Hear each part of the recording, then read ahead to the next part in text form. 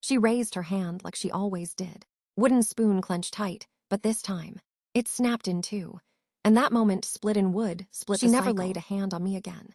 Not once, and she never knew why. If you've ever been punished unfairly, if you've ever felt powerless under someone who thought control was love, this story is for you. I was about 8 or 9 years old. Today, I'm in my 40s. But that day lives in me like a shadow that never moves. Where I grew up, hitting kids wasn't abuse. It was expected.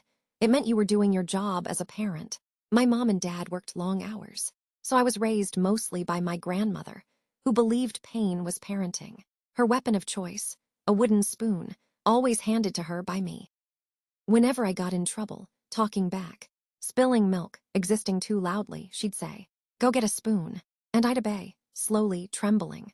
I learned which spoons stung more, but if I picked one too forgiving, she punished me harder. One afternoon, something changed. A delicate glass terrarium on the shelf, filled with moss and tiny stones, was shattered. I hadn't touched it, but she didn't ask questions. "You broke it." "No, I didn't. Don't lie to me." "I swear. Don't raise your voice."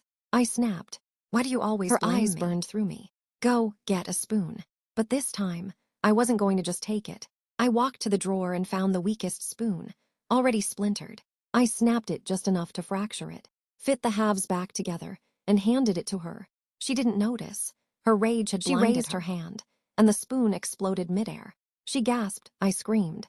I ran to my room and buried myself in pillows. That night, I heard her crying to my parents through the wall. I didn't mean to hit him that hard. I don't know what came over me. That was the last time she ever hit me. The wooden spoon disappeared. So did the routine. She never said sorry. And I never told her what I'd done. She lived the rest of her life in quiet guilt. And I found power not in revenge, but in one single act of rebellion. One broken spoon. And she never even knew.